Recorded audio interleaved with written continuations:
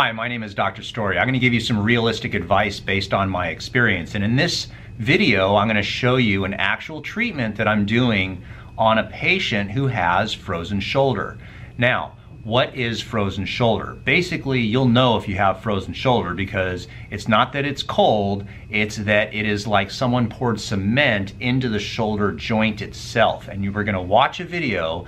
I don't know offhand what number visit this is. I think it is his 5th or 6th visit, but we've seen this patient before, and when he first came in, he was not even able to get his arm past like 90 degrees, and he's starting to show improvement, but it's going to be a long haul, and I want to give you realistic advice on what to do for frozen shoulder. So let's just jump into the video, and you can watch. I'm going to give some commentary as we go along. Stand up, let me show how bad this shoulder is. So this is frozen shoulder. This is one of the worst conditions you can have. So this is the shoulder that's bad. So I'm going to show a treatment. Show us what normal is, like what you can do with that shoulder. So you see how good motion, right? So when you do it and you go like this, sometimes you bend your elbow. Try to keep it straight and try to get it up as high as you can. Okay, so that would be a normal shoulder for you, okay? Because you have wide shoulders, so it's hard to get to the ear. Now raise that as much as you can. Actually, does that feel better from a couple times ago? Yeah, maybe I that. Yeah, because it was down to about halfway. Okay, but it's still bad. Yeah. So go ahead and raise it as high as you possibly can. Okay, and that's it. Yeah. And it's limited. It's like it's locked in there with cement. Yeah. Does it hurt when you get to the top? It's a little bit painful. So when it's a little bit painful, you probably have a high pain tolerance. On a scale of 1 to 10, how bad is the pain? Maybe a 4. 4. Okay. Yeah. So that would be pretty bad. So let's lie down on your back and we'll show how the treatment works. So what I'm doing with this percussor is I'm just warming up the tissue, because sometimes when we try to regain some of this motion, the body, I was explaining to you before, the body doesn't like it. Yeah. So if all of a sudden it hurts, your whole shoulder muscles will cramp on you and spasm and just hurt like the dickens, and we can't really do much after that. So we want to get good blood flow in there. And he'll tell you too, I'm not just putting it on there and rubbing. I'm actually compressing down into the tissue. So what's happening, the muscles we're on right now is the front deltoid, called the anterior deltoid muscle. And then the pectoralis major is the muscle that comes inward here to the shoulder. And then you have something called the pectoralis minor. Did you know we have, you know what the pecs are, right? Yeah. Did you know we have the pectoralis minor? There's the major, the big one that like Arnold Schwarzenegger has. And then there's one that's smaller underneath it. And then we have a coracobrachialis, and then the bicep muscle goes into the shoulder, and all the rotator cuff muscles. There's 4 rotator cuff muscles. And now I'm just on the side deltoid here.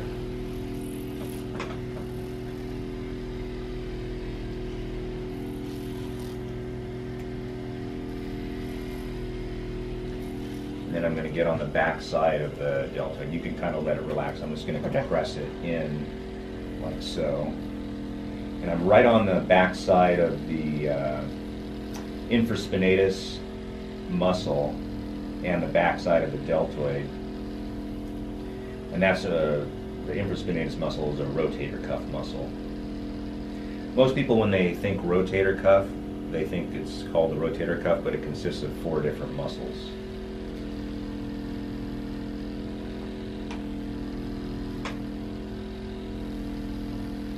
Okay, it should be plenty warm now. Okay.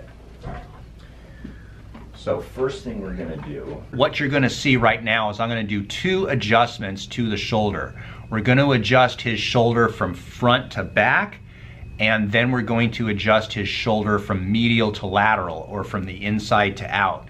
And the reason we're doing this is because what we're doing when we do an adjustment is we're stretching the ligaments that hold the bone together into the scapula, and we're stretching that capsular ligamentous tissue. And essentially what that means is that we're stretching the joint so the joint will have more kind of play inside the joint. So you're going to see 2 adjustments, and then after that you're going to see me doing something called either active release technique or active myofascial release or pin and stretch, or there's a number of things people call it. When I first went to school it was called neuromuscular reeducation, as well as trigger point therapy. But nonetheless, you're going to see me pinning with my thumb down the muscle and then stretching it under tension. And that is how we're trying to regain some motion into his joint by doing that to the tissue. So here we go. I'm going to apply a force downward. So I'm going to grab onto your arm. I'm going to rotate it outward. Got my hand on here. And what I'm doing is I'm just tractioning it and applying pressure.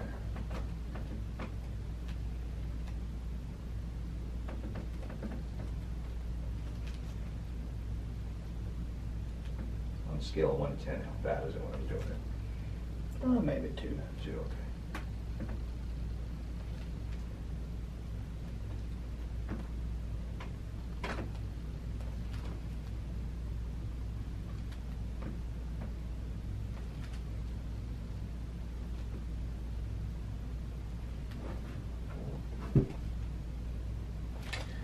So now what I'm doing is I'm rotating it out. I have his whole arm pinned against my back, my lats. I'm tractioning it, and I'm pressing on it from front to back, superior, and then lateral.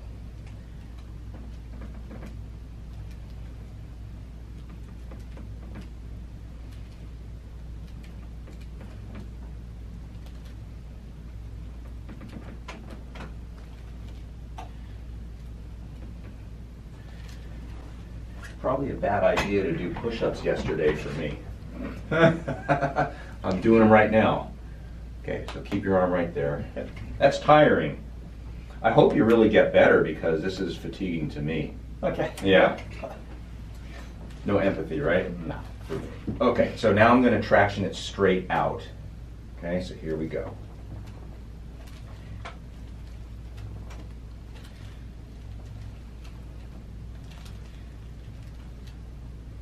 What I'm doing is I'm using my rib cage against his elbow, and I'm pulling it down, tractioning it, and then using my elbow as my rib cage as a fulcrum, and my forearm, and then using it to traction his shoulder out. So what happens, Nicholas, is the stuff, the ligaments and tendons and all the tissue that's essentially gluing your shoulder into the socket is so tight, and what I'm doing is I'm trying to use leverage to essentially stretch it. And that's why I have to use all these different methods. And now, everybody's favorite, I'm going to use some active myofascial release methods here on the front deltoid. And then I'm going to get into the capsule of the shoulder. And this will be uncomfortable, okay? If it hurts too much, let me know. But if it doesn't go above a 6, then just let me do it. Okay. But it'll hurt more than if you were to just raise your arm.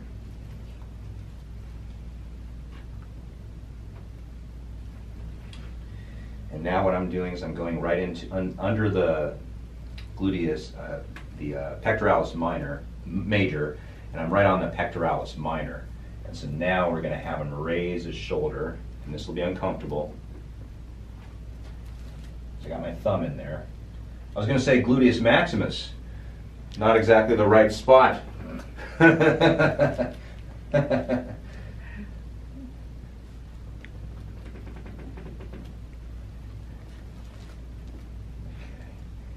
And now we're going to go to the subscapularis.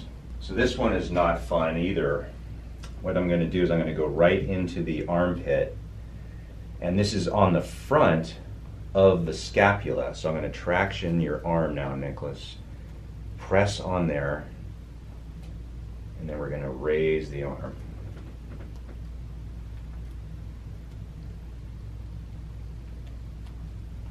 Just like so.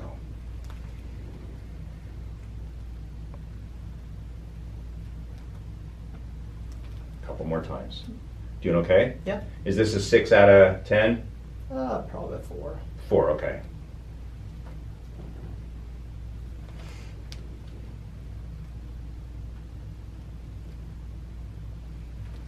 Okay, now lie on your side facing that way. Actually, I'll see it right there. So now I'm going to work on the back side of the capsule of the shoulder. What we're going to do here is I've got my thumb right there. I'm just going to raise it.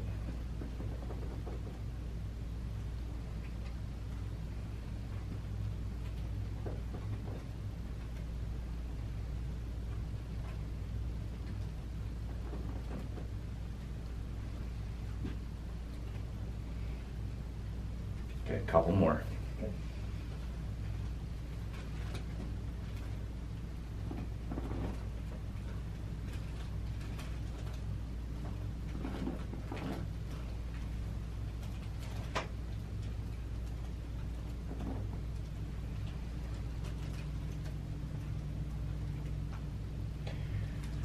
Okay, now, why don't you go ahead and sit up?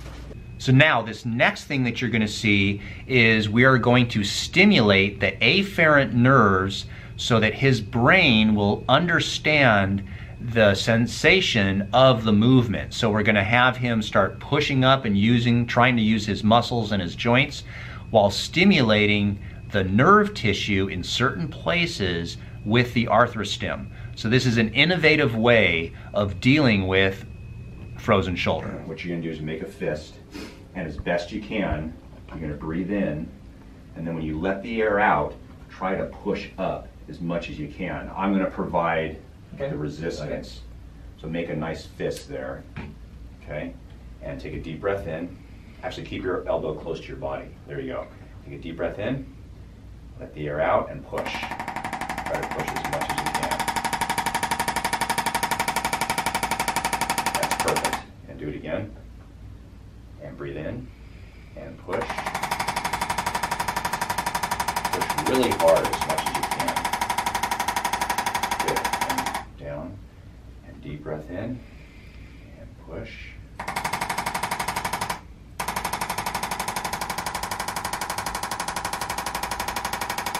Good. Now what we're going to do is you're going to start here, and you're going to pull it down towards your abdomen. Okay? Deep breath in, and pull. Pull really hard. Good. You know what? Let me get this way. Okay. Deep breath in, pull. Use all your strength to. Good, good. Sometimes I'm hesitant to say to people like you, use all your strength, because you could probably break me in half.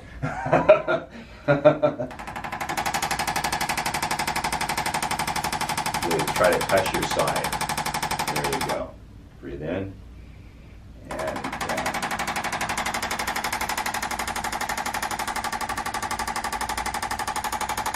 Good. And the last thing is roll your scapula together. Keep them like that. And breathe in. And out. Breathe in.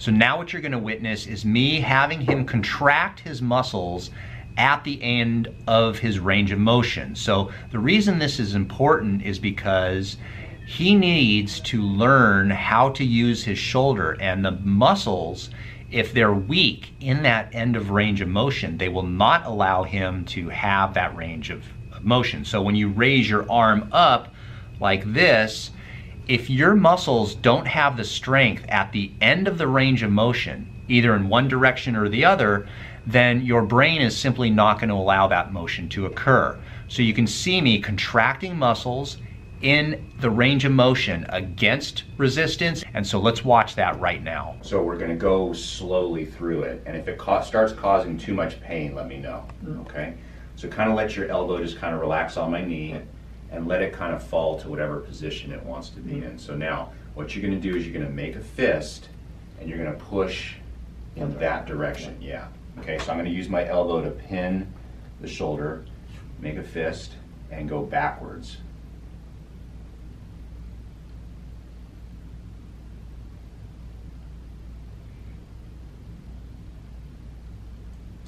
And relax. There you go.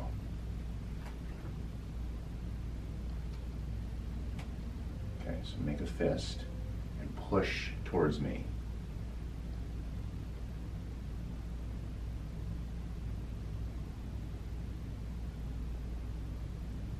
And relax.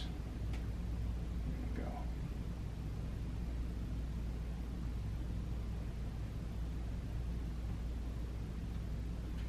And then one more time, push towards me.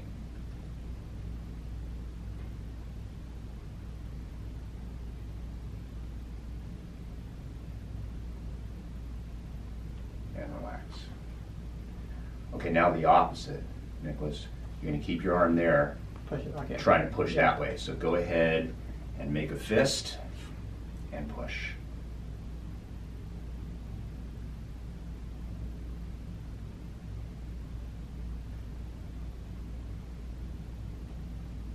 And relax.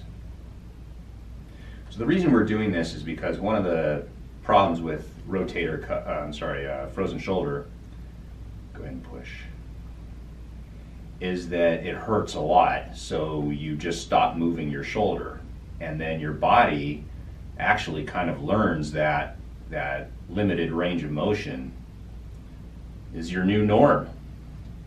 And so what we're doing is we're going to the end ranges of your motion and having you try to gain strength in that end range of motion. Go ahead and push one more time.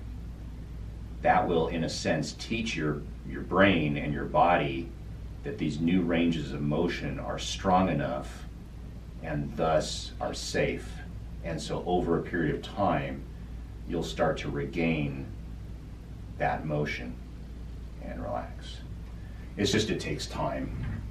Like I said, I think I told you this before, I've had many patients with this, and it can get better. It's just, it's not one of those things that gives for a good, miraculous, improvement. So try to let your arm relax, let it kind of fall to whatever position it wants to be in.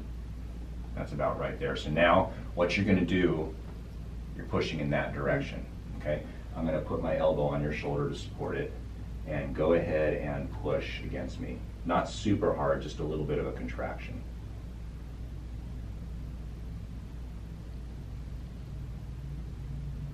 So now relax. There you go.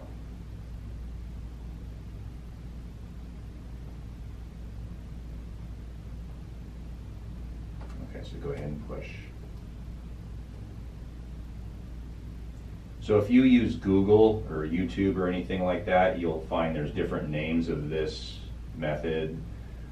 Some people call it FRC, some people call it post-contraction stretch, which is PCS, or PIR, post-isometric relaxation. There's many different end range isometrics. Everybody seems to rename these things every couple of years. Go ahead and push. But it's all pretty much the same with some small tweaks. And relax. So now the last one, what you're going to do, you're going to push out. This is the hardest one. So go ahead and make a fist and push against me. Good.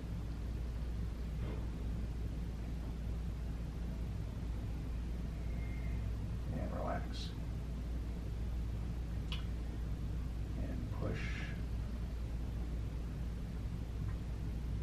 I've had some people, you can get your shoulder, well, when you first started, you got your arm up to about 85-ish degrees or so.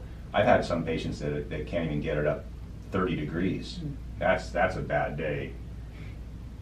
It's so difficult sometimes they can't really even relax. It's like they can't get deodorant in there, you know? Go ahead and push.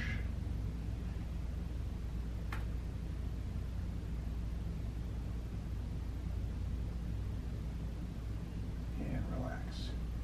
Okay. So go ahead and stand up now. And let's just see what it feels like. It may not, you know, again, it's only one treatment of many. Does it feel any different?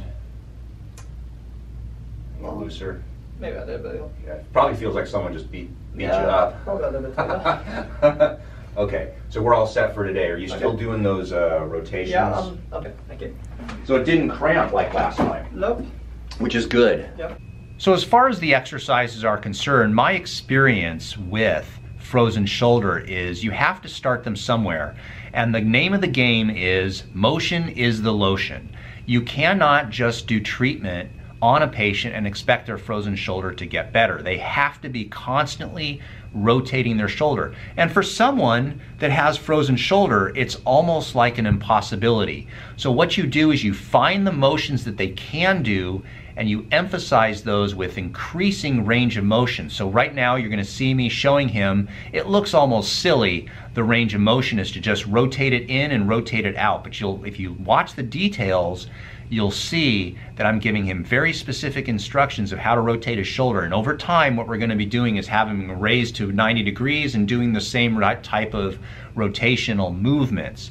The more the shoulder can rotate, the better their frozen shoulder will feel. So one of the things with the rotational exercise is you want to make sure the rotation happens at the shoulder. Some people will do this, and if you notice, it looks like you're rotating your shoulder, but you're actually not. I'm just rotating my elbow and my hand. So what you want to do is take your shoulder and rotate it as much this way as you can, and then when you take your thumb, like you're hitchhiking, that way, but then really rotate it this way. Okay? And another way you can do it is with the thumbs up. I always tell people it's like Fonzie, but nobody knows who Fonzie is anymore. Do you know who Fonzie is? I recognize the name. You recognize the name? Yeah. He was like, cool. Anyway, you go out this way. The problem is if you go in, you really can't get too much rotation because your body blocks it. So in theory, if you can go back like this, but that sometimes is very hard. Actually turn around. Let me see how far you can get. Try to push your. Okay. That's good because before it would only got to about there. You're getting there. Yep. But I would prefer that you do it this way as long as you're doing it correct. So your chest goes out and your shoulder really rotates. And you should feel a stretch. And then when you go this way, you really are rotating your shoulders as much as possible. Okay? Yep. Okay. So we're all set for today. So hey guys, if you like this video, give me a thumbs up, subscribe to the channel, hit that bell notification, all those good things. Share this on social media like Facebook, Instagram, and Twitter. But more importantly, if you like these types of videos where I show you real treatment on real patients, these are not models, these people are not paid to act a certain way. If you want to see more of these videos and more commentary, let me know in the comment section down below. If you yourself have had frozen shoulder, give this guy a little support and let him know how long it took and what you did yourself to get rid of your problem.